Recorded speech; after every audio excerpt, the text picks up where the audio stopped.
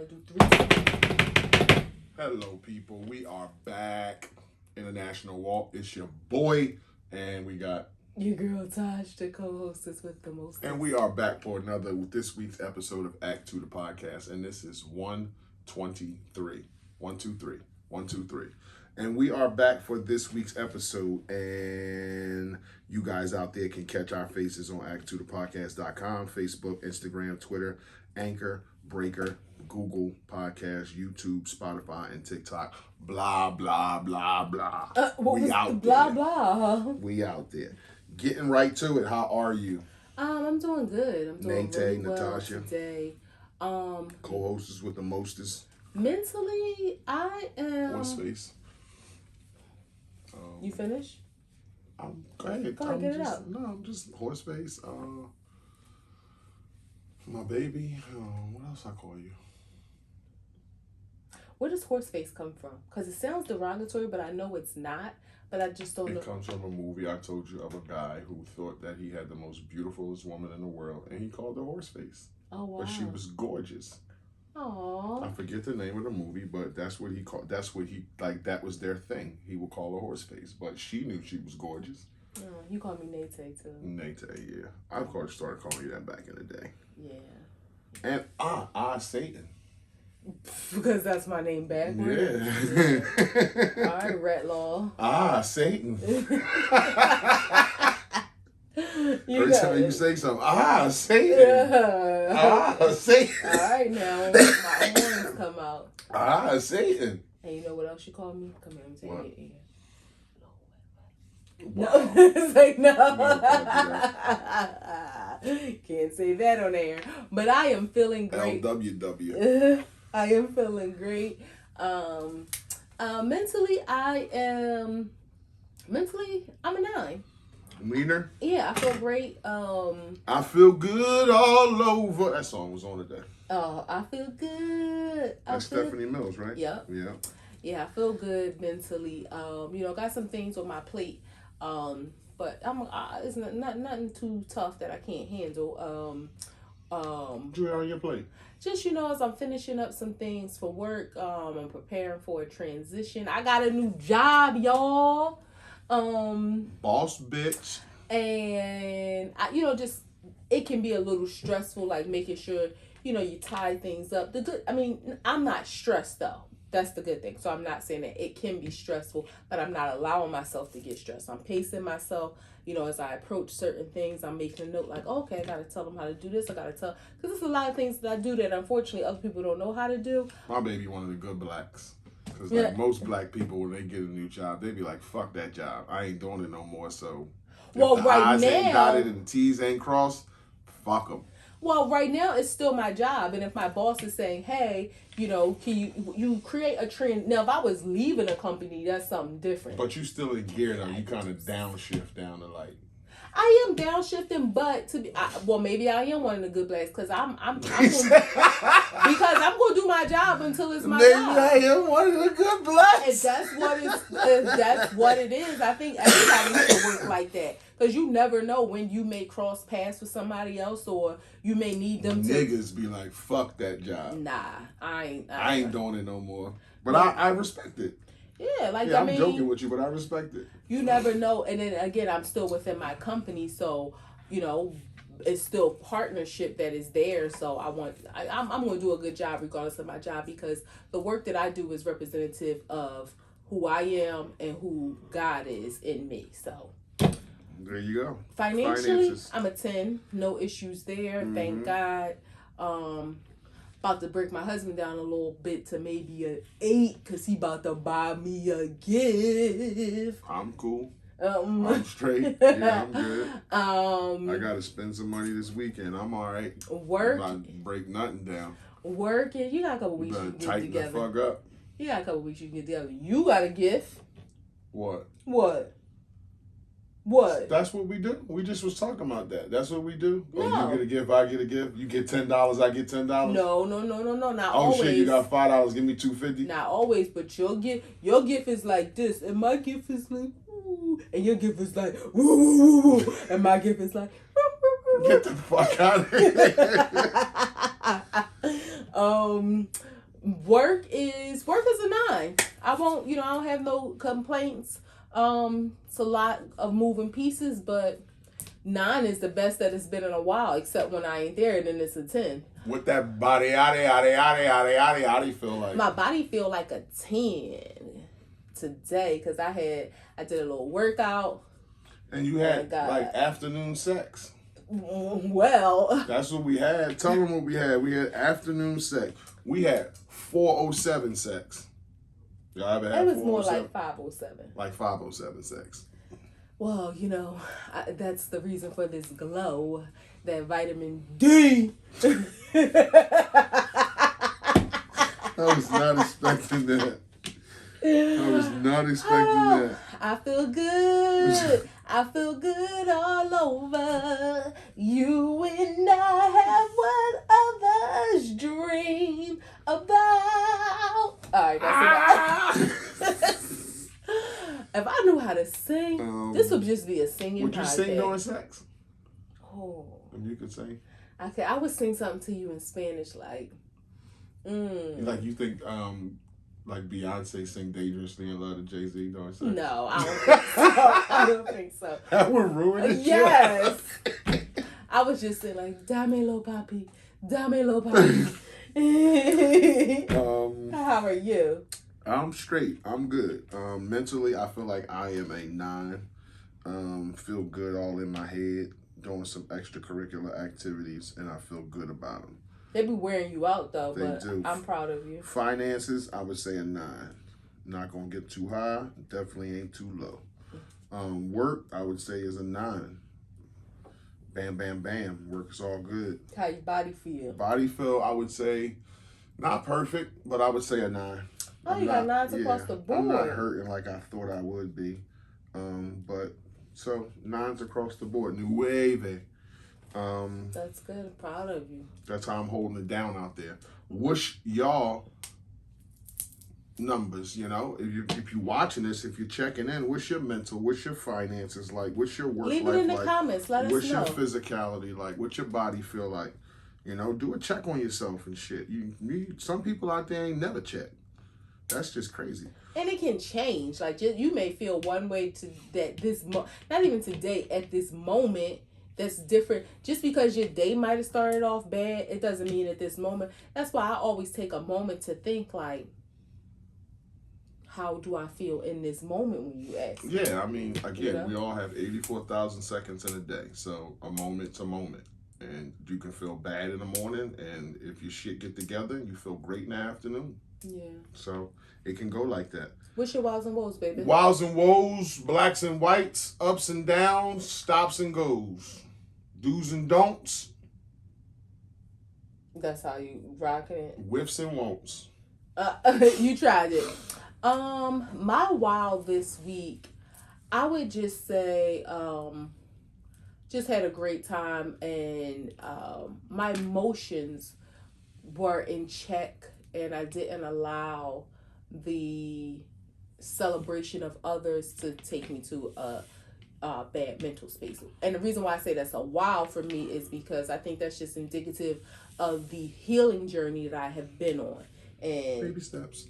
I thought you was giving me a pound. No, baby steps. Yeah, it's I give indicative. you a pound though.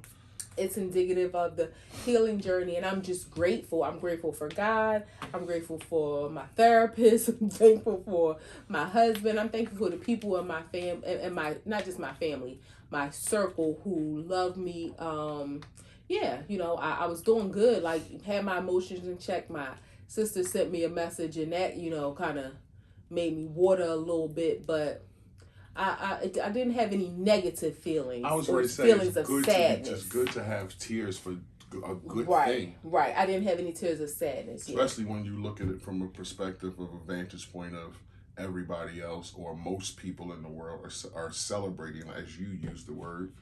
So somebody's celebrating me. Yeah. My woe, though, on the opposite end of that, but in the same arena, I saw a lot of sadness. And, I just hope and pray that, people, the day is over. I know that doesn't mean the pain is over. I saw a lot of people reference mothers who were no longer here. I saw some people say, I saw a post that was circulating that said Mother's Day is hard when you don't have a mother, and it was like sheesh. And I thank you. I'm grateful that I have not had to experience the death of my mother. I continue at times to grieve the loss of our relationship, but I don't know that feeling, and I'm sure that's a club at one day all of us have to be in, because the other way around is cruel too. But I just pray for those people. And then even on a more personal level, somebody who I love very dearly was struggling with some emotions, so that was kind of like the whoa. I mean, just it. But again, when I don't want to be insensitive and say it's over, but the day is over, and as we got another year before that time comes back. I'm sure it means, that doesn't mean other emotions won't come up throughout the year, but I just hope that people will embark on some healing journey of their own if they haven't already, so that maybe each year it will be never easier, but more they'll tolerable. feel a little better each year.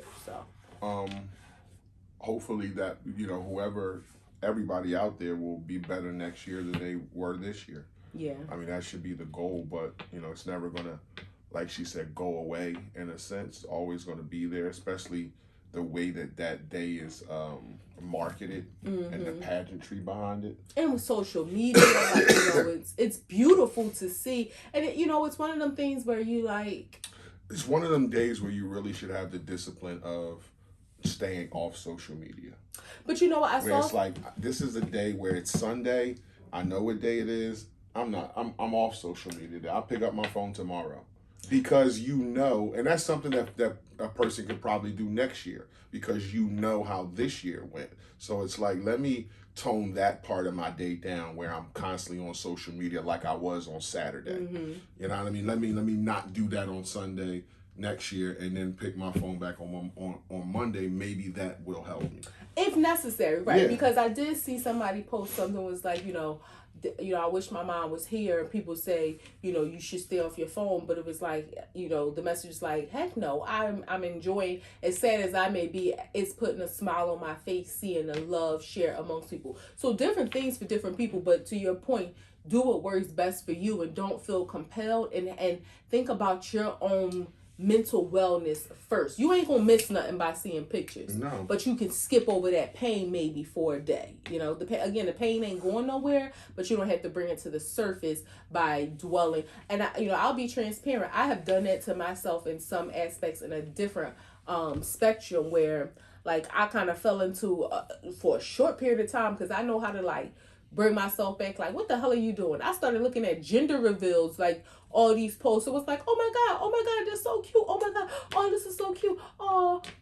Then it was like now in the transition from the oohs and ahs to like sadness. It was like, won't be looking at those no more. So it does take you to be aware and know how to protect your space. Self-awareness. That's all it is. You know you, and you know what triggers you. So don't go where that stuff may be at. Yeah, just we're talking about just for a day. Digging that hole for you to fall in it. And then you in it for the day, and you wallow in it because it's the day. Yes. And you want to feel your feels, and you got to feel everything before you come out the hole. It's just a whole process that you probably could avoid, if you get more self-aware. Like, that's going to fuck with me. I know that's going to fuck with me. I'm going to be okay if I do this.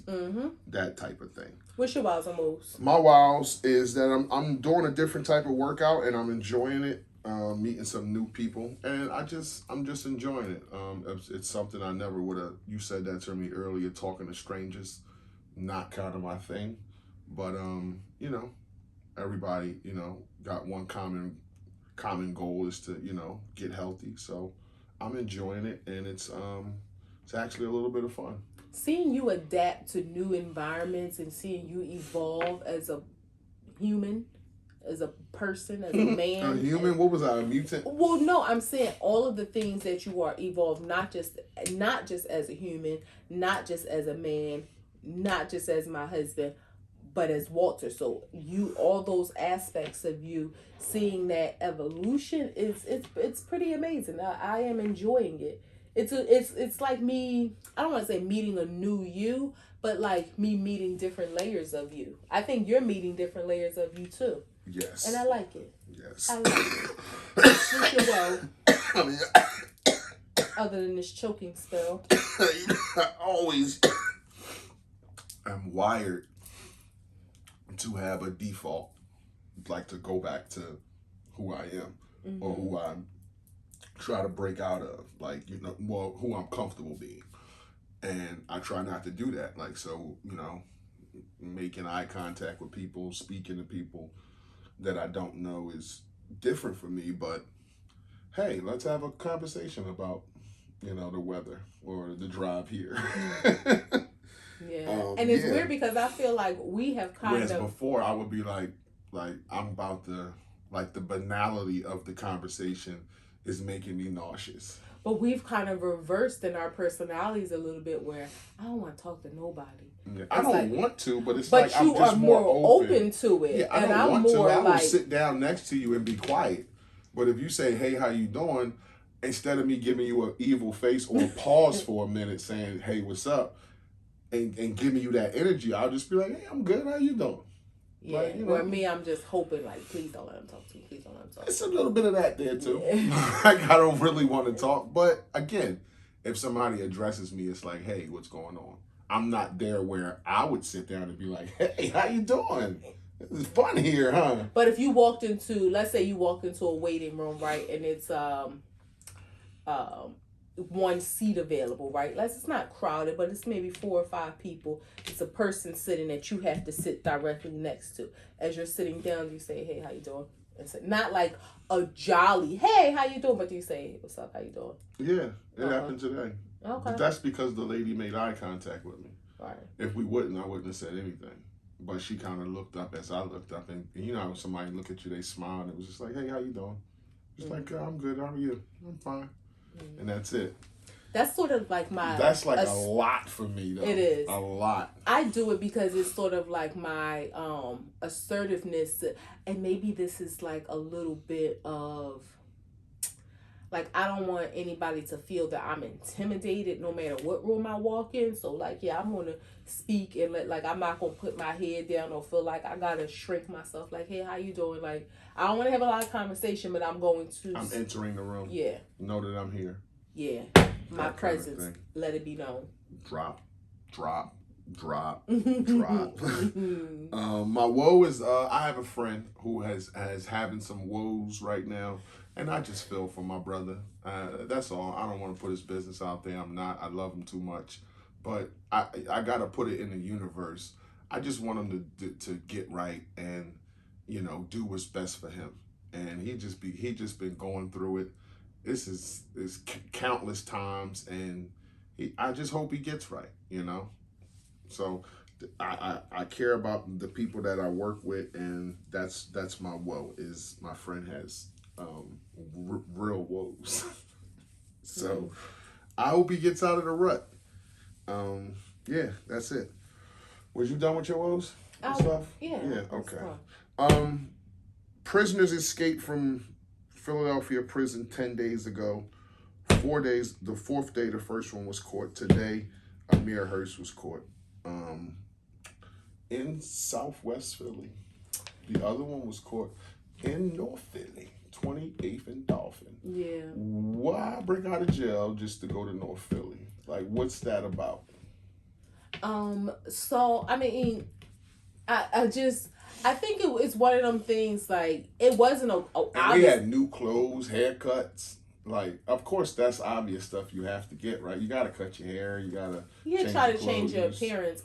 But it's obviously not well thought out plans. Like, I just can't even imagine, because, okay, when you're in prison, you can get visitors, you know, so it's not like, oh, I'm never going to see my family again, so I wanted to see them one last time. Like, I don't understand what the thought was. Like, did you think that they weren't going to come look for you? Did you think that you were just free now? It's the most intense manhunt that the United States Marshals do when a person escapes from prison. Right. Yeah, it's bigger than being on the FBI's top 10 list and any of that. If you escape from prison, there is a round the clock um like investigation manhunt to get you back in jail where you're supposed to be, because it makes the city and the state and the cops and everybody look stupid. I was about to say, yeah, it's a matter of safety, but then it's also a matter of like, you gave us a black eye and now we gotta like, Yeah. I mean,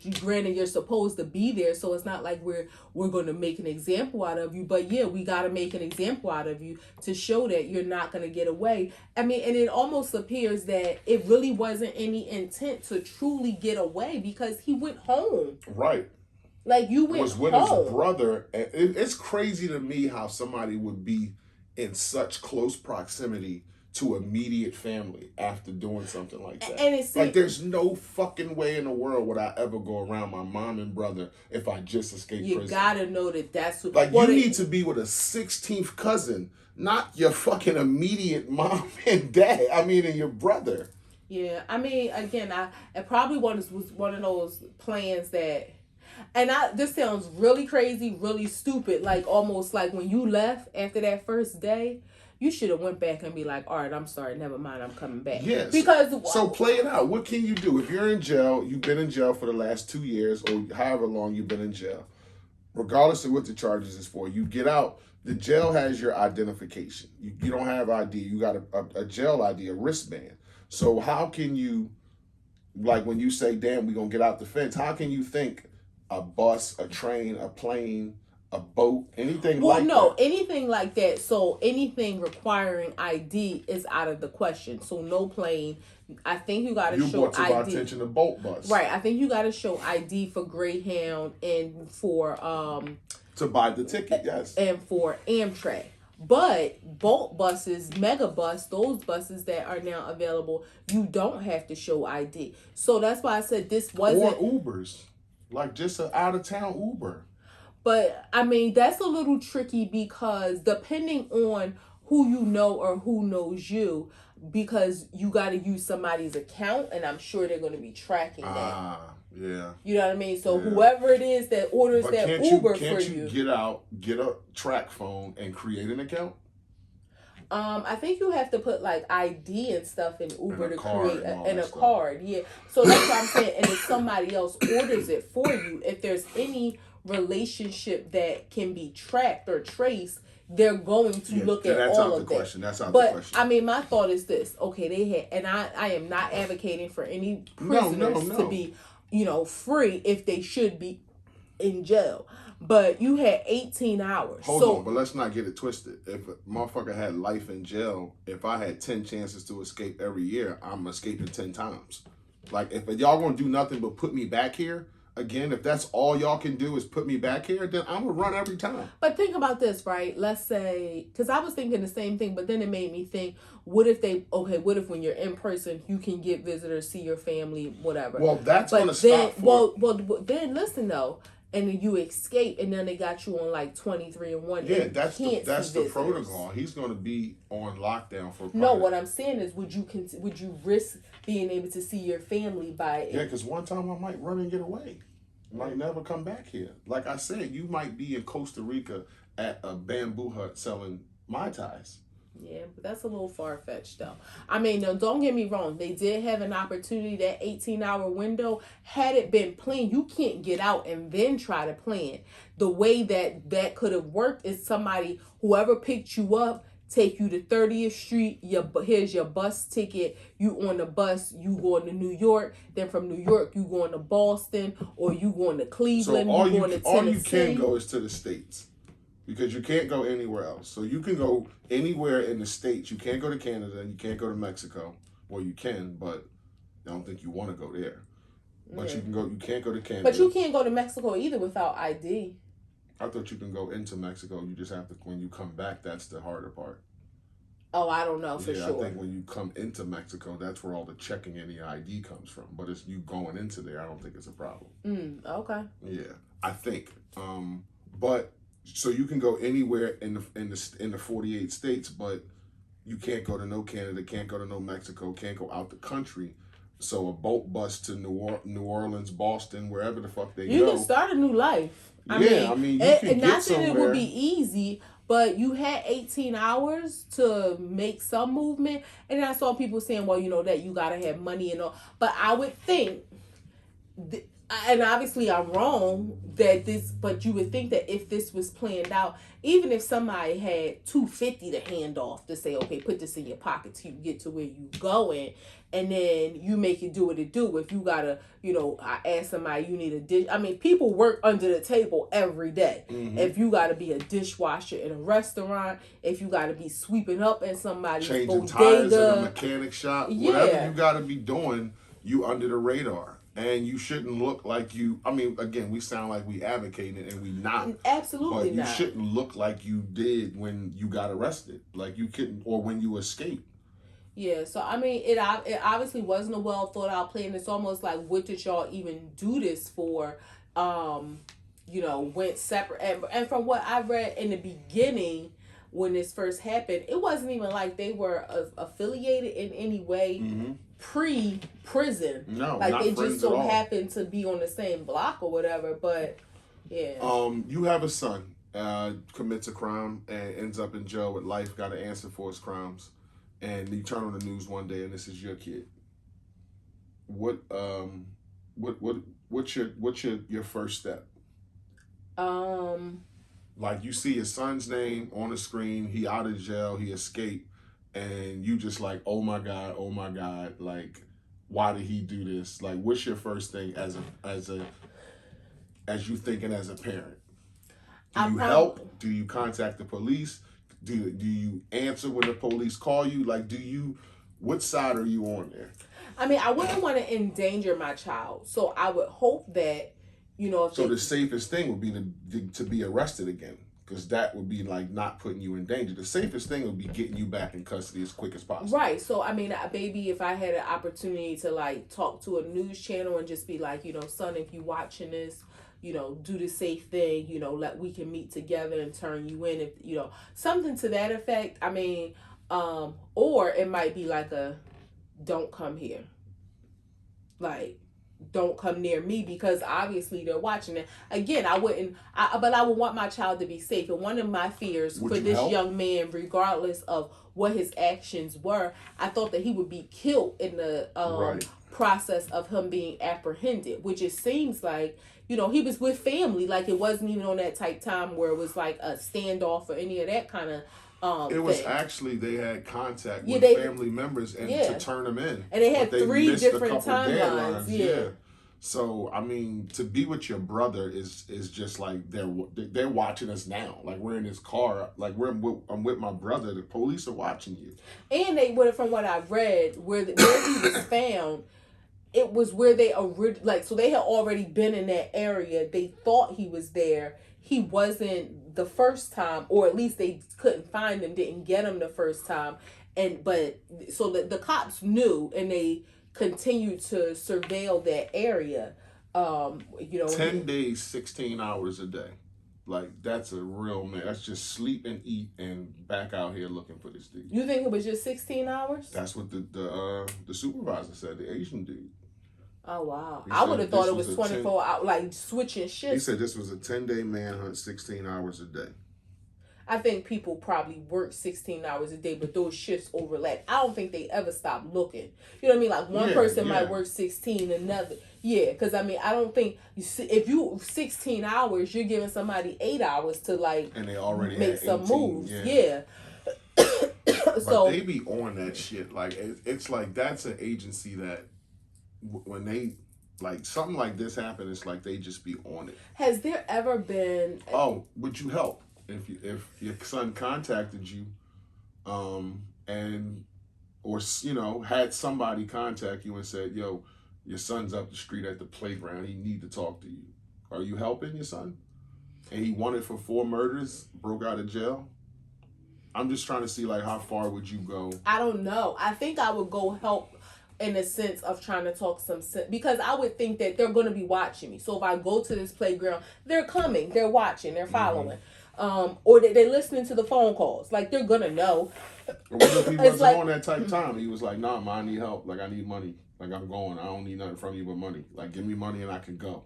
But you shouldn't have called me because the cops are on their way. Like, they're watching me. So I would automatically think any moves, like, again, I think they may have just caught him there, but whatever moves his mom went for the last 10 days, the police know. Where do you think he slept for the last 10 days? Probably from house to house in basements and stuff. Like, I'm sure it's been some family members, they just, I'm sure it's been some places they may have, he may have been going down alleyways and so forth to go from house to house. Like, I would just think in people's houses that maybe they didn't know of. But you figure anybody he knows that there's any sort of relationship with, the cops done been to their house. So, I mean, I would think I would help. Now, if he's saying, okay, I just want money, I probably would give him money, but you're going to get caught. Like, you shouldn't have called me. What about you being an accomplice to give him money? Like, do you think about that at all? Or as a parent, it's just, I got to help my kid regardless of what he did? I think I probably would want to, I would probably want to help him regardless of what he did. That's strong, though. I said probably. Yeah. I mean, I couldn't imagine turning my back on my child for anything. I can't imagine it. Of course, I ain't a parent.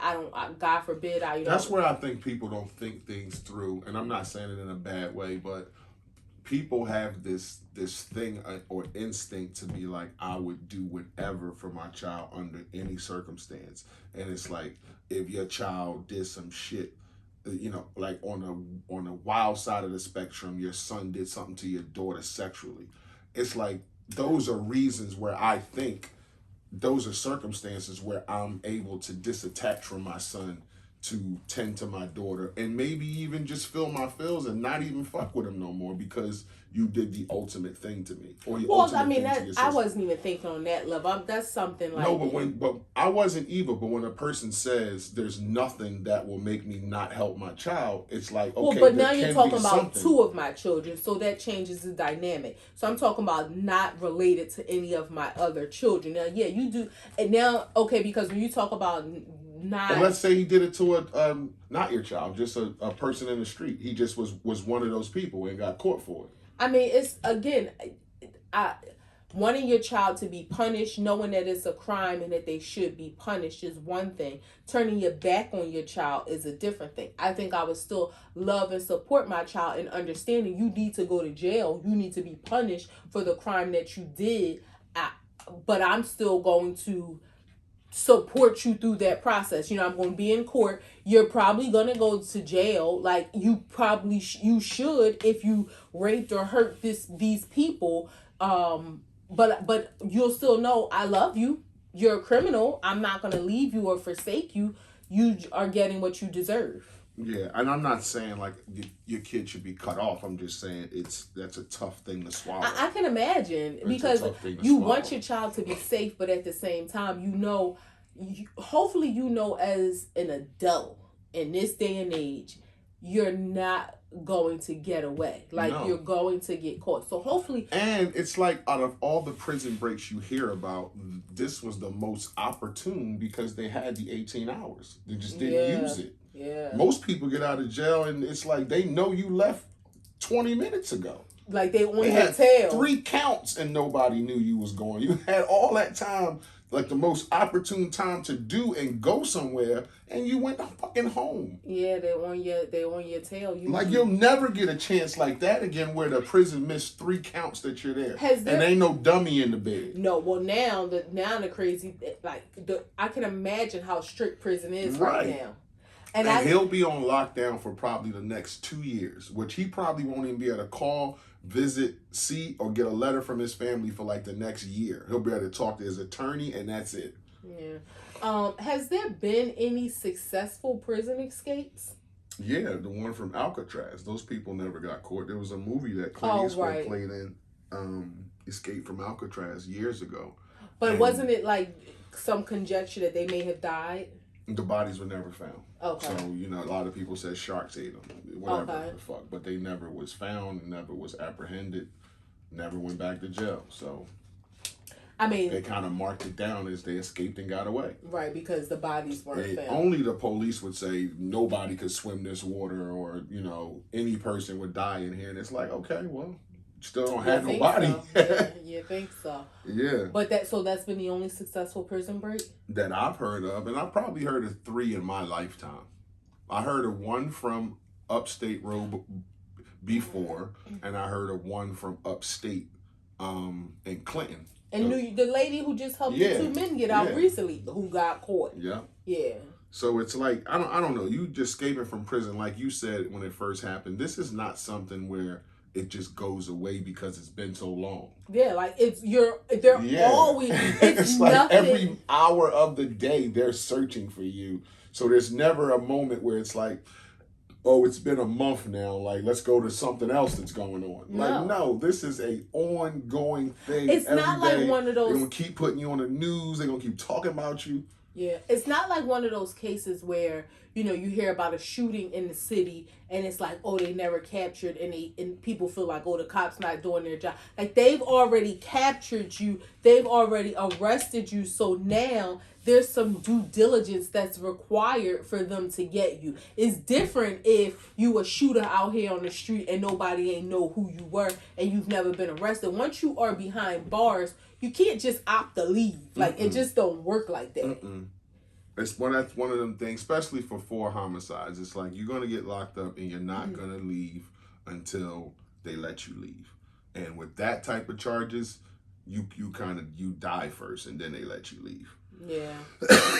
Philly has flipped itself upside down with prison breaks, and our next topic, kids jumping on fucking cars. Saw a video this week of kids coming out of school. So what we talking? I think they were from Martin Luther King High School. The high school. So 9th, 10th grade kids, 11th grade kids, and 12th grade kids. So you're talking about between like 13 to 17, 18. You're in high school at 13? Well, I was. 9th grade. Oh, that's right. She was in MG. Oh, boy. Mentally fucking gifted. Okay, 14 to 18. Yeah, 14 is 9th grade. I was 13. I turned... That's right. You was mentally gifted. I forgot. There was a lot of us that were 13. You was a mermaid. But Philly has been flipped upside down with these young kids thinking that this type of shit is fun. I don't know how a state gives out as many gun licenses as it did during the pandemic, and then turn around and kids this generation think shit like this is not dangerous. Like running up and jumping on people's cars, scaring the shit out of people. People could be strapped with guns. You could get run the fuck over. Just that quick split second of let's go bounce on somebody's car and kick it and rip mirrors off and windshield wipers and dent it. Like, how about a car now is on you running you over? Yeah, it's the dumbest. Kids have always done dumb things. Like, I mean, I remember going to high school and, when the sub would be running, like somebody would, you couldn't break those windows, but like people would try. So they would like throw stuff at the windows. The subway window? Yeah. The orange line? Yeah. I never knew no shit like that. Yeah, like they would do dumb stuff like that. The most thing down there I did was hop the turnstile. Yeah, they would do dumb stuff like that, like throw stuff at the window, and you would hear it, and it would like, scare you, make everybody jump. But that fake plastic is not gonna break. I mean, kids did dumb things, but this is like, it's almost like it's like little demons running around. Like when you think, and I'm not saying that to be facetious, when you think about those shows, and I've never seen like The Walking Dead, but like those shows where like mummies are let loose and they just running around, or like the creatures are just running around in the streets to attack people. That's what it gives me the image of. If y'all watched Last of Us, they look like the cordyceps that raise up from the dead, and they running and like zombies.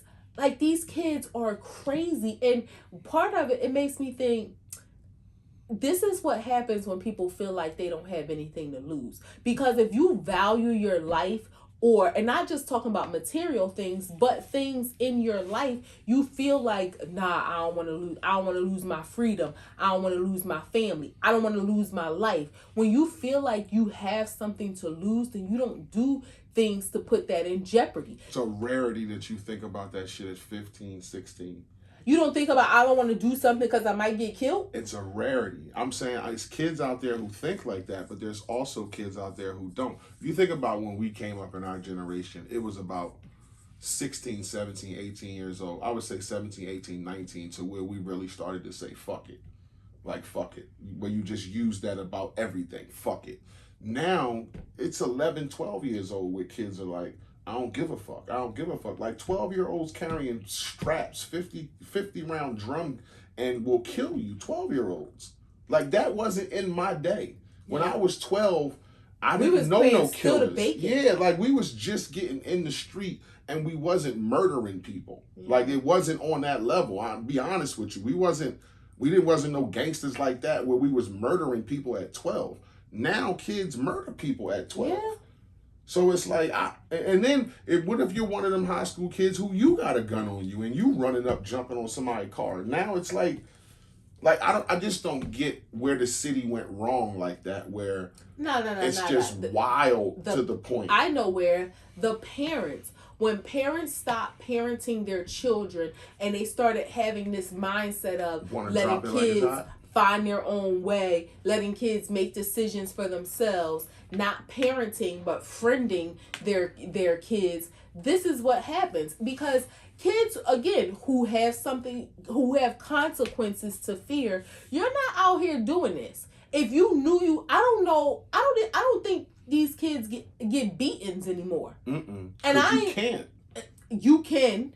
People say that you can beat your kids, you can't abuse your kids, but you can spank your children. Yeah, you can spank them, but what I'm saying, if you have a kid that's getting spanked and none of his friends are, and he realizes from one of his friends he could call somebody, now you got somebody knocking on the door asking you why you beating your kid. No, but what's probably going to happen if he's a child that's getting spanked, he's probably not going to have a certain demographic of friends. He's probably going to veer away from that group that's wild and acting crazy. He's probably going to have a different... I'm not talking about start spanking them at 13. That's too late. Yeah, that's true. But when kids are younger and they are raised to know that there are consequences for their actions, I ain't saying anything is 100%, and I ain't telling anybody how to parent.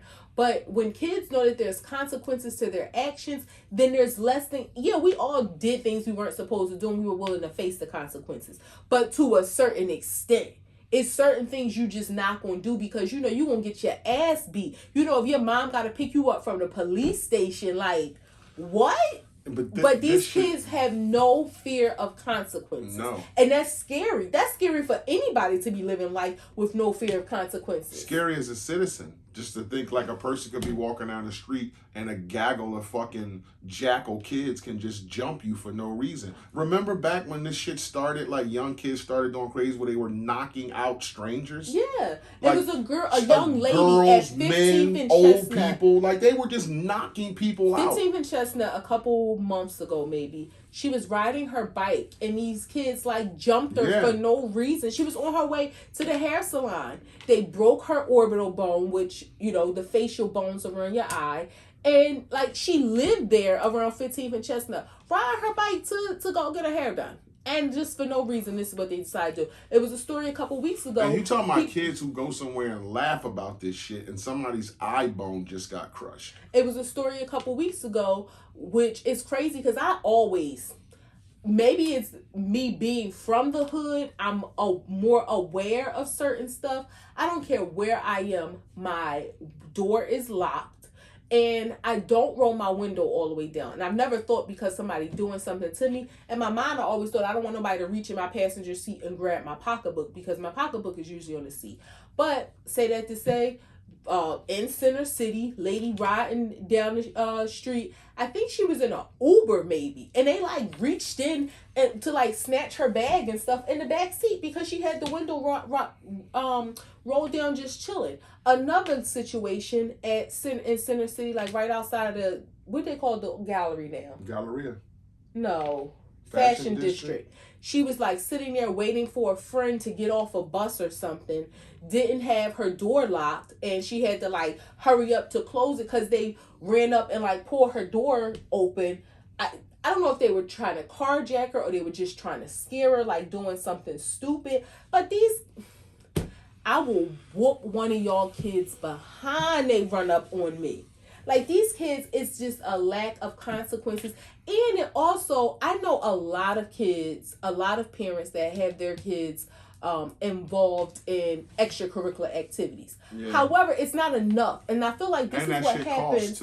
It does. But this is what happens when kids don't have things to outlets, do. Yeah. They don't have outlets to burn off this energy. They don't have, the baseball teams or volleyball teams or that's a part of it, but let's not act like there ain't fuked up kids. Yeah, I'm not saying it's all of it, but a lot of these kids, some kids are don't have anything to do. When kids get interested in sports, we have two nephews who are and a niece. They're all in sports: volleyball, basketball. And one of them is in college, just finished his freshman year. But like when they were kids, that was their extracurricular time. So they didn't have time just to be what do they say? Idle time is the devil's workshop. Right. When kids get out of school and they don't have nothing to do and they have the freedom and ability to just stroll. So, you just in Center City walking around, but you live in North Philly or you live in West Philly. I know that is not abnormal in today's society. For me, in my upbringing, that was abnormal. But these kids need something to do. They need to have some place that they're supposed to be, that they're interested in. And I think that's part of the problem. The extracurricular activities are expensive. Right. But there needs to be more outlets starting at a younger age. I mean, once say 14, 15, unfortunately, it might be too late. Yeah, but starting at a younger outlets age, is just hanging out with their friends. Like get them in boxing, introduce them to like different things that aren't a financial burden on their family, so that when they get out of school, it's like, no, I gotta go to baseball practice. No, I gotta go to the boxing gym. Something that they're interested in to keep them off the streets. But it all costs. So all that shit costs. It's no extracurricular activity that's free. Like it what all happened costs. to the activities at the Powell Center? They don't have Powell Centers no more. They don't have Teen Haven no more. Like that shit's that's our fucking growing up. These kids don't go to Teen Haven and Powell Centers no more. That's not a part of what they do. They don't. They don't. That's not a part of their thing. Their thing is the internet. That's what their thing is. It's not, let's get in a van and go fucking 20 miles away to the Teen Haven. It's not that no more. That's sad. Well, you know what I mean? Like, let's make our way to Broad Street. We was on 26th Street and made our way to Broad Street to go to Teen Haven. Like, to get in a van, to meet somebody at a van. Like, so that's how important it was to us to get away and do shit. But it ain't like that no more. We went to the Powell tennis camp. It was free. You learn how to play tennis. And everybody got to keep the lights on now. So it's like you need jerseys. The kid need cleats. You need bats. You need balls. You need gloves. Like you gotta. If you're traveling, you gotta travel to pay teams. You need food. You need room and board. That shit is super expensive. But I think there's a way to boxing do it gym. The boxing gym. You go in there the first day for free, but after that it's like $10 a day. You need gloves. You need shorts. They might want you to box in New Jersey or Atlantic City. You got to travel. But I'm talking about just on a lower level, starting when the kids are 6, 7, 8 years old, to find out something that they're interested in. And then, yes, not everybody's going to make it to that level where they're traveling. They may stay local, but just something to have. I get what you're saying. And some things. It doesn't have to be one thing, because what you don't want, okay, when baseball season is over, now they're sitting there like, okay, what could I get myself into? Have them involved in different stuff. People. Some people have an issue with like kids being made to get a job, like whether it's shoveling or mowing the lawn or stuff for people, which I don't see a problem with. I'm not saying making them at a young age get a job to help pay the bills. That's the family's responsibility. I feel like the adults in the family, but it teaches them responsibility and it teaches them work ethic. It teaches them commitment. That should be a part of the high school curriculum, but that's a whole nother conversation. I said that a long time ago. That should be part of 9th grade freshman orientation. You have a certain amount of money to spend for 4 years, or you can break it down and do it year by year. Kid has a card, and everything that kid does and do has to be done on that card, and you have to save a certain amount of money. You have to have a certain amount of money at the end for a grade. Right, and but I think that shit should teach you like what's But going on. that's with money and financial. being I'm talking responsible. about responsibility in terms of working, like mowing people's lawns, shoveling people's These snow, kids today car ain't washing. fucking shoveling snow and mowing lawns, babe. That's No, what I'm trying what to I'm explain saying to is you. no, you can't start these kids at 15, 16. But when you start instilling this in them at 7, 8, that's when you create a mindset. Like, yeah, you're going to have to help them at that age, but that's when you pique their interest. Or, okay, what happened to home ec in schools? Giving them a vocation. Everybody ain't going to college. Let's give them a vocation, something to learn, whether it's automotive technology, whether it's wood Those shop. classes don't exist no more because they cost money and kids weren't going to them. That's why they don't exist in schools no more. That's why they wanted to take music class out. Like, that's why they did away with that home ec. You sitting in there, you learning how to sew, you learning how to cook. Yeah, that stuff is, like you said, it's something to do. It keeps your mind occupied. You're learning something. But less and less kids started going to that. And that stuff costs money. So that's the first thing that goes. But I mean, they have like 1 or 2 schools still in the city that have those programs. I think if they restructure the curriculum where it's a requirement, like you have to pick a trade and this is what you have to do. I'm sure they do, but I think the trades are different now. I hear in some schools they have coding and things like that. That so too. That goes from something to prepare you for a job. Right. So it goes from like a home ec class to now they don't have that. It's a coding class. Yeah, I'm not talking about something. just home ec to keep you busy. I'm talking about learning a trade. Hair school is still extremely important so that now you don't have girls graduating and then going to hair school and having student loans. Help them get their license for free while they're in high school. Again, automotive technology, nursing. They took nursing out of high schools. Right, because less and less kids were going and it costs money. But now look at how many people are going to nursing school after the fact and now having student loans. Yeah, but and a lot of people are doing that your family member from home stuff. That was big boom. So, but I'm talking about real nursing, not like a home health aide. I'm talking about they used to have real nursing programs where you graduate high school, you take the nursing licensing exam. You used to. Yeah, that's what I'm saying. And they took that out, but now we have this big boom in nursing again. But it's not really nursing. No, I'm not talking about home health aide. I'm talking about real nursing. We have a big boom in people really going to school to be nurses. Like my sister, I know at least 10 people right now I can think of that in their adult life have gone to nursing school. Right. But that don't necessarily mean it's a big boom because remember after COVID they fired a bunch of nurses, like thousands of them. They just fired them. Yeah, It's true. You look it up. It's true. They fired hundreds of thousands of nurses after COVID. The essential workers.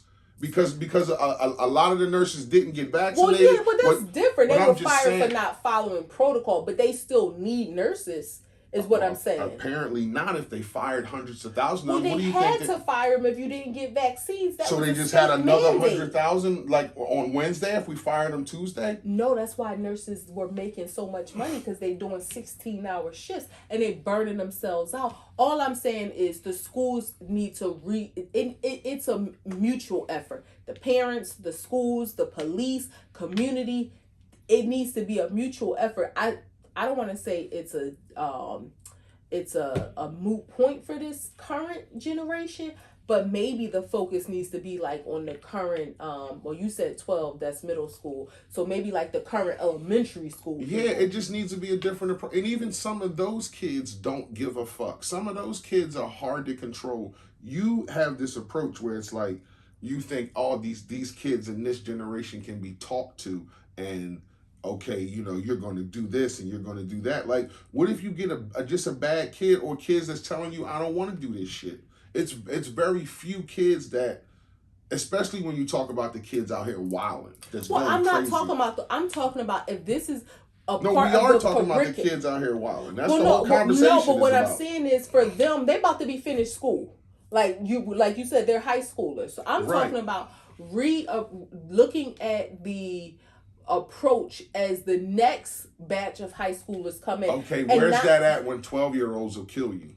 Where's that at? In elementary school? Well, that's why I said elementary school, because 12-year-olds is middle school. So maybe we do have to look at elementary school. So as they approach middle school and then approach high school, and I think you'll have a fight against the parents who think, okay, you're going to show my son at 7 years old or 6 years old how to mow lawns. That's just going to be some parents are going to fight that. No, you're not. You're misunderstanding what I'm saying. They're not going to be out there mowing the lawn and cutting their feet off at 7. So what? I'm so just what are we saying doing? You need to start ingraining that thought process so that they start to think about jobs and knowing the importance. So maybe they're not mowing the lawn at 7. At 7, you need to start talking to kids about jobs so they know to start knowing the importance of jobs. And yes, and knowing the importance of commitment and having responsibilities. Maybe it's just chores. Maybe in the classroom. I think that's a bit early for a kid to focus on something that serious at 6 and 7 years old. About learning responsibility? About jobs? Yes. Well, I don't mean a job is necessarily part of the workforce. If little Timmy, your job this month is every day you have to clean the chalkboards at the end of class. Right. That's your responsibility. You have a sister who tried to do that with her kids. How'd that work out? When you have a list of chores and shit to do, and like, how often does that get done? Kids will not do that shit, Tosh. And we don't. And our nieces and nephews aren't wild kids where they're in the street. These are like they're good kids. So they do still their chores fuck up sometimes, but again, there's no consequences. My nieces and nephews don't get spankings. So there's no consequences. And I'm not saying this means every child is going to do it. Chores and spankings. And that'll set them straight. Teaching kids responsibility and teaching kids that there are consequences when they don't honor their responsibilities, when they don't honor their commitments, when they don't follow rules. I do think that will help. Is that the 100% cure-all? No, but I think it's a start. Oh, yeah. I think it's a start, and I think it will help. I just think you're a little bit naive in thinking that kids will just attach to that at that young of age. Guess what? We did our chores growing up when we were supposed to, or we hurried up and do them because if not, we was going to get our ass beat. I know, but so we made sure our chores got done. This generation of kids don't get beat. You talking about a throwback Thursday, babe. That's our grow up. This is not their grow up. That's what needs to change. You talking about that's what needs to change. Like they're still human. That's what needs to change. Parents need to reinforce. And maybe it's not spankings. I mean, like, everybody don't need a spanking, but there needs to be some consequences. Phones need to be taken away so that's not constant. Kids are starting to have their own phones starting at 2 years old. Their face is constantly in a computer and a phone, watching TV everywhere they go, everything they do. They can't eat. They can't take a bath. They can't do anything without watching a Coco Melon or something. Mm-hmm. Like that's their grow up and that's their world. And when you take that away from them, you realize as a parent, because you're in your own shit, I got to give this back to them to shut them up. Or they're leaving the house. Or you got to be a parent. Yeah, or they're leaving the house. I got to be able to contact you. So here's your phone. Like, it's so ingrained in their grow up that you can't do shit like that. You can take their phone while they're in the house. Okay, but now you got to go to school. Now you're going over here. Now you're going over there. Like, you need your phone again. So it's. Our kid wouldn't have no phone at 2, 3, 4, 5, 6, 7, 8, 9, 10 years old. We're talking about one household. You want millions of households to change overnight just like that with kids and their tablets and their phones and the way that they grow up. Like, yeah, there's some kids who growing up who 12 years old with no cell phones and all their friends got cell phones. But I'm sure those kids are miserable. Yeah, they'll get over it. It ain't going to kill them. I don't think it will either. I don't think it will either. Kids are out here being dumb, stupid.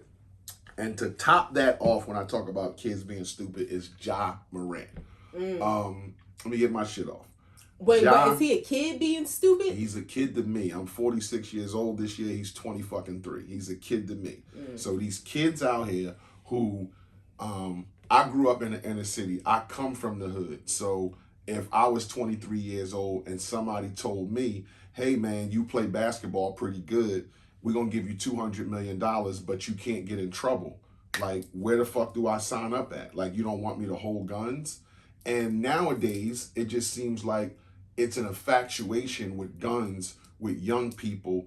And the rap lyrics and the songs, because that's what's usually playing in the background, and everything is keyed up to holding a gun up when somebody's talking about a gun in a rap song.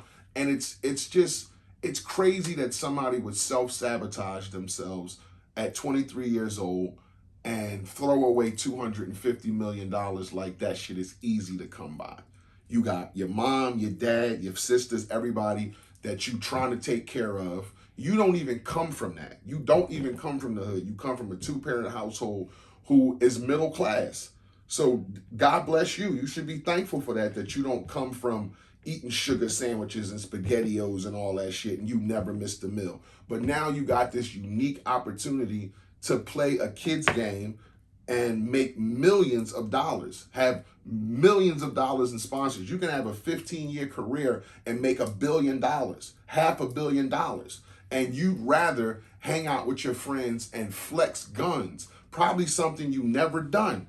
Like, because you don't come from that. So you never shot people. You never did drive-bys. You never did any of this shit. But yet, you want to be this. And it's like the gangsters in the street, let me tell you, if it was an opportunity for people to get out the street to make the money that you make, they would do it in a heartbeat. They would put guns down in a heartbeat. But you seem to have, and young people seem to have, this infatuation with guns and big long clips, and I got 3 guns and 2 guns, and all, like, everything is about guns when it comes to young people and disassociation with it. I'm not surprised by it. I think the whole infatuation with guns, I think that's a thing since time immemorial. I mean, look at the people in the NRA. I don't think it's just young people. It's an American thing. But I think the stupidest thing is the infatuation with social media and having to show everything that you're doing on social media. It's like, how stupid can you be? If you want to flex guns in the house, but then again, that's corny. We in my house with my friends, we flexing guns, but can't nobody see us. It's that social media thing of, if it ain't been seen on social media, it didn't happen. That's the conundrum. That's the infatuation that is sadder than guns, because like you said, there's been more gun licenses given in the state of Pennsylvania, since during the pandemic than ever before. I know so many people that have guns that would have never had them before. I salute, have a gun. We want to be protected too. But it's like doing these things on social media, it's almost like people don't even think. And whether it's Ja Morant or other people doing things they know they're not supposed to do, and they automatically want to pull their phone out because, that's the thing to do, to go live or to record it. Like, you don't even think for a second, maybe I shouldn't post this because it's like their mind goes into a trance where I gotta show this. I just gotta post it. I gotta post it. It's like they don't even get it. But you know what's sadder? When you see people, I saw Steven Jackson, and it bothers me when people. I agree that there should be equality, there should be equity in rules, but we also have to think about the different generations. Steven Jackson posted something about the like, white boy when we do it, it's a problem, but when they do it, they don't. Now, how old was those pictures or videos when the white boy did it? From like 2015. It's a different time and age, know, and just because he didn't get in trouble then doesn't mean that, even if he didn't get in trouble, okay, fine. Ja Morant, the first time they gave you a pass. They told you, like, you knew you would get in trouble and you did it again. I don't care what happened or didn't happen to people in the past.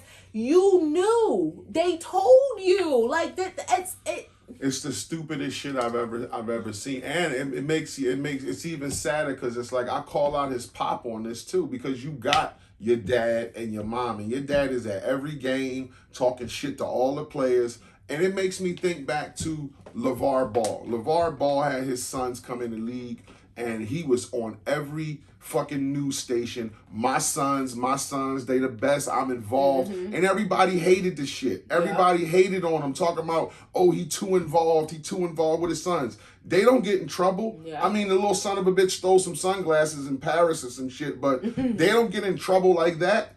And Like, this dude holding guns and he got his dad on the sideline with him. Like, well, your pop should tell you, yo, tighten the fuck up. Like, you're going to lose this for the family because you hanging out with your knucklehead friends showing guns. But you know what?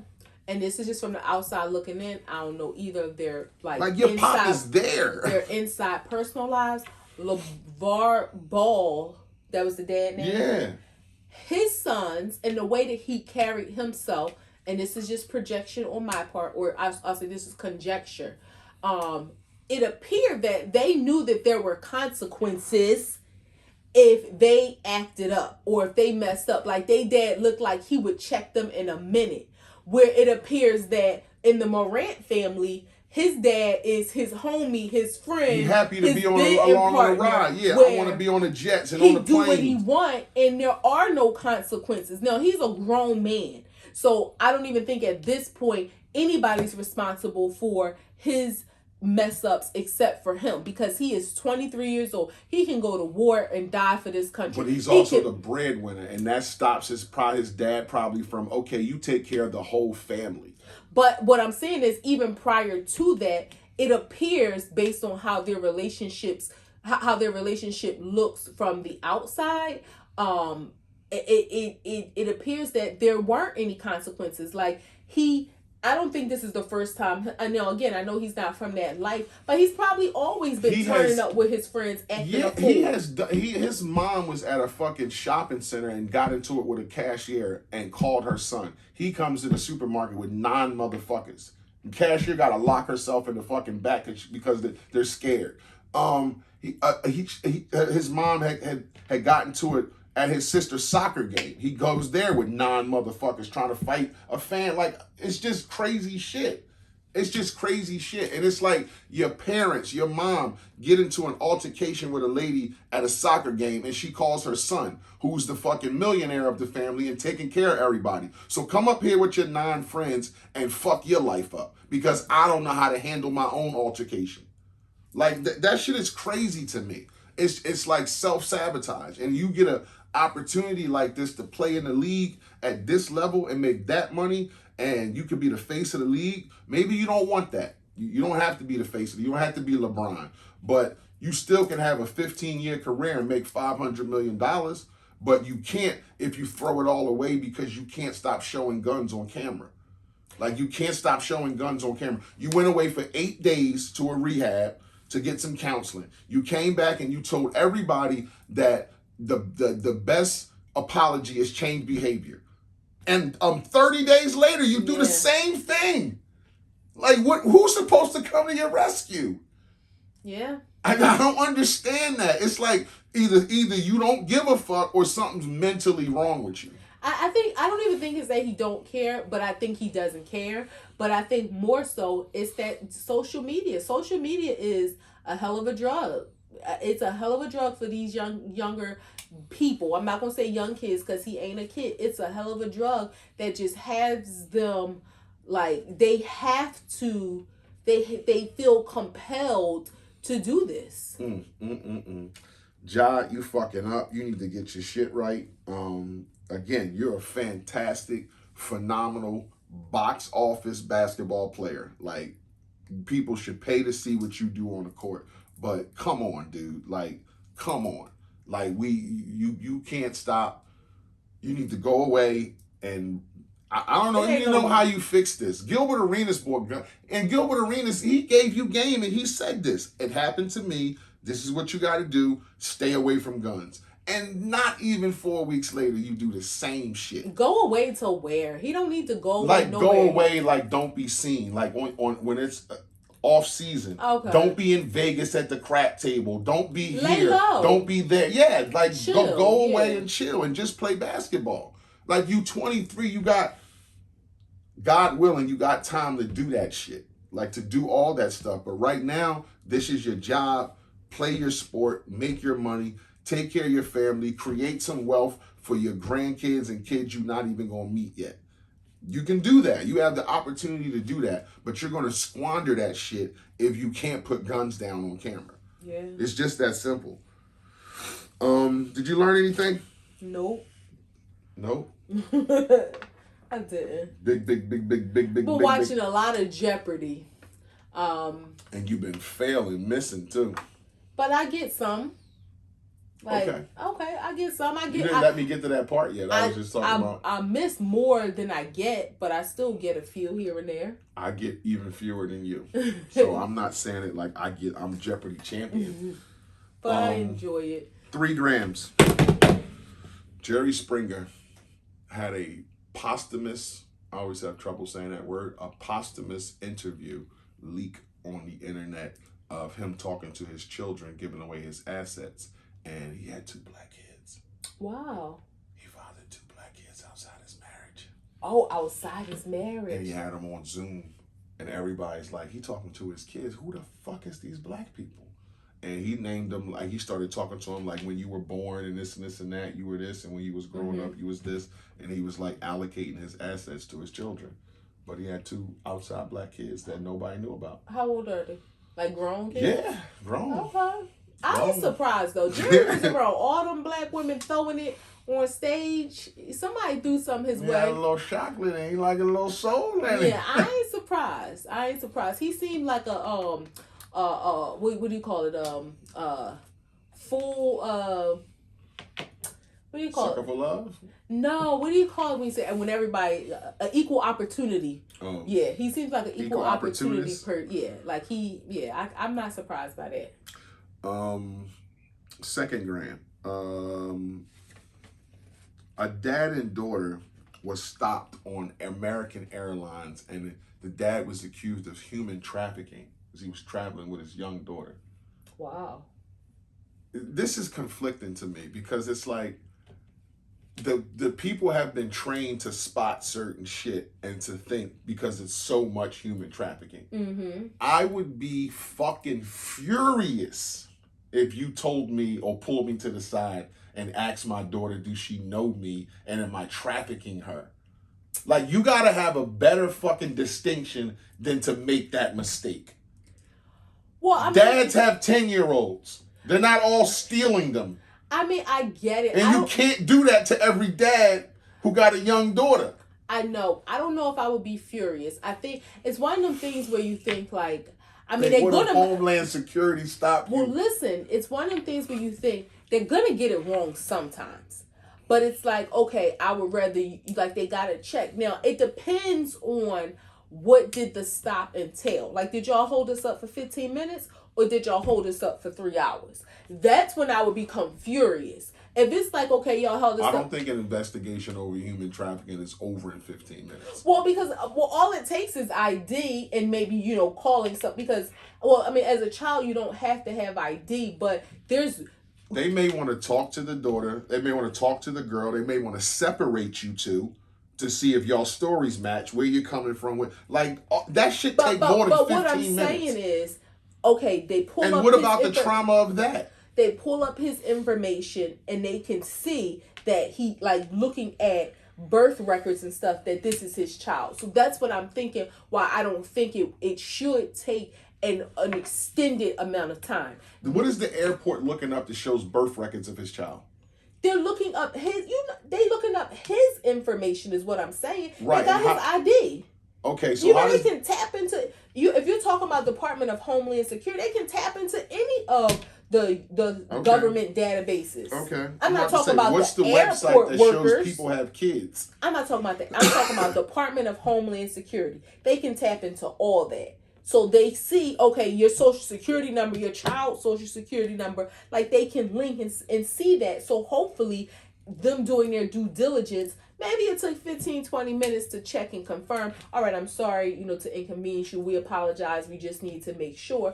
Okay, go on with your day. But if like you held us up where like we had a connecting flight and we missed it, or, you had us sitting in the back room for 3 hours, then I'm angry. I don't think I will be completely angry if it's like, it would kind of be laughable, like this is my child. What are you talking about? But I understand y'all have to do y'all due diligence. They're going to get it wrong sometimes. And I don't think their due diligence is like a quickie. I think they probably separate the two. They probably take the girl. They ask her all these questions. Are you sure? Are you sure? She's probably crying where my dad at. And he's probably saying, this is my fucking daughter. The kid? Like 11 years old.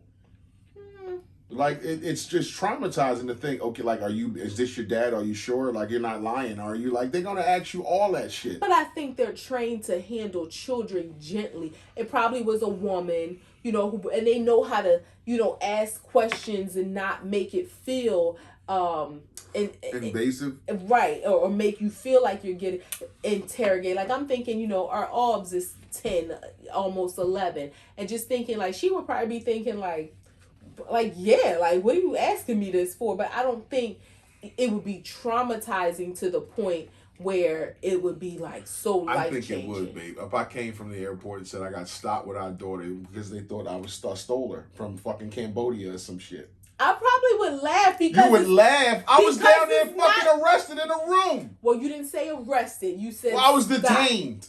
Okay, if you was there, I would laugh because I know it's not true. They don't fucking know it ain't true. Well, now you're home, so they found out that it wasn't.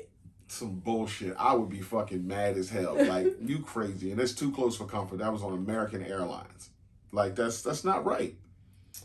I mean... That's not right. He was coming from North Carolina. Was it a black family? I don't know. I didn't say.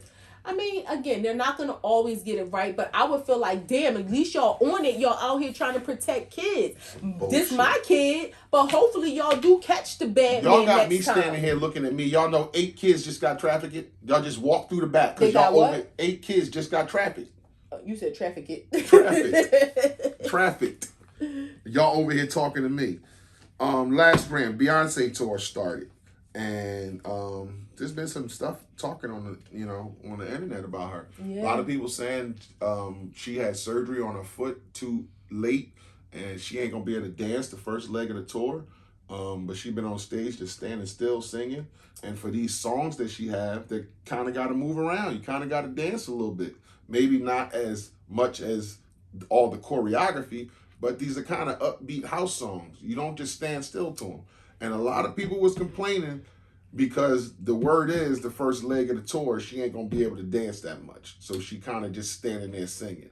We ain't used to that at a Beyonce concert. And I know we locked and loaded and we going to be there, but we just ain't used to that. We used to seeing B come out and dance for 2.5 hours and put on a show, not chill. Yeah. We would be like, what the fuck you doing? Like, yeah, I want to see her get down right like, along I give with you the grace rest that of your the foot dancers. hurt, but why the fuck you wait so late to get surgery? You didn't know tour was coming up? Yeah, I want to see her get down right with the rest of the dancers. I've been trying to stay away from like clips and stuff because I don't want to see too much. No, I didn't see no clips. I just saw some comments about she wasn't moving. I saw a lot of clips, but I scrolled past them because one, my sister sent me something. It was like it wasn't the whole show, but it was like 50 minutes. I was like, I don't want to watch this. And why?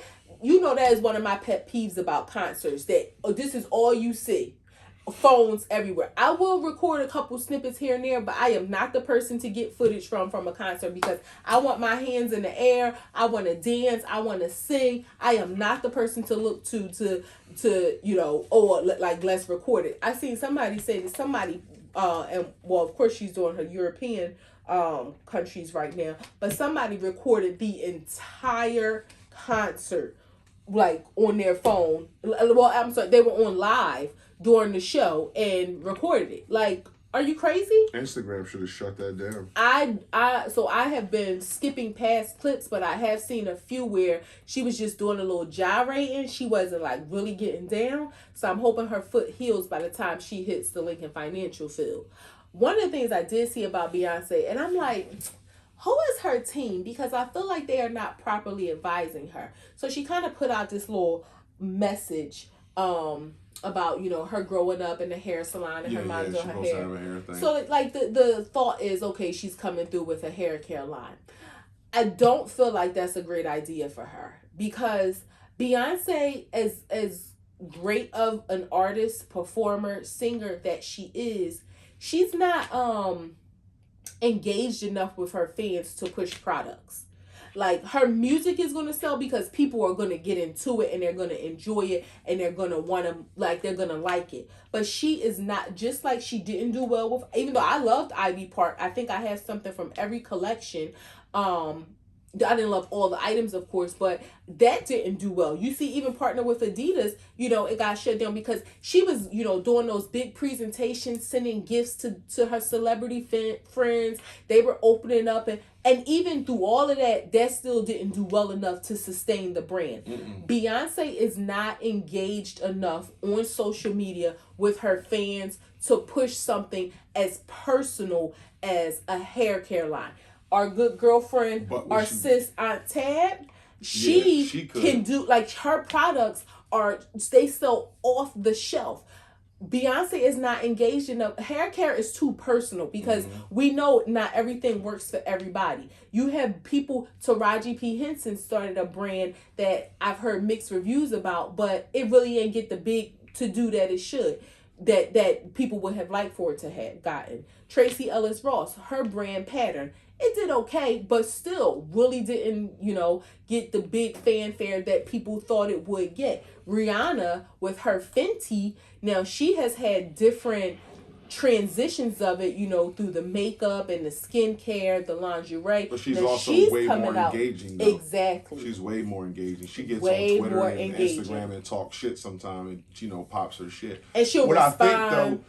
I think Beyonce can do it if it'll be her mother's line, but it'll be Beyonce's. Because that's where all this history comes from. Her mom shop and her mom saw her mom, she serviced all these women. That's what it'll be. It'll be Tina Knowles' line, but it'll be Beyonce, like, behind it. Because you're right, she isn't engaging. She goes away and nobody don't take a peek from her for 3-4 years. Right. So you can't push product like that. You need to be on Instagram every day if you're selling shit. Or at least 3-4 times a week. Yeah, we want to see, like, what styles you're wearing, what you're doing with your hair. You post on your birthday, your husband's birthday, your anniversary, and, like, Mother's Day. But, like, we don't see you enough to want to even know what brand of to know what you're doing with your hair. We don't know when you got on a wig or your hair. And no shade, because I know she has beautiful hair, but her wigs are so good, we don't know when it's real, when it's not. So we don't know if what we're seeing is a result of great hair products or a great wig. Right. And people, like you said, it's personal for women. So you want to be in touch, or like we want to see a day in the life of you putting some I want to see you wash your hair. I want to see your roots. Yeah, like that kind of shit. Well, they do. I don't. Let's do a wrap. Act 2 the podcast episode 123 coming to a close. Act2thepodcast.com, Facebook, Instagram, Twitter, Anchor, Breaker, Google Podcasts, YouTube, Spotify, and TikTok. It's your boy International Walt. It's your girl Tosh, the co-host with the most. If you fuck with us, you fuck with us. If you don't, you should. Peace.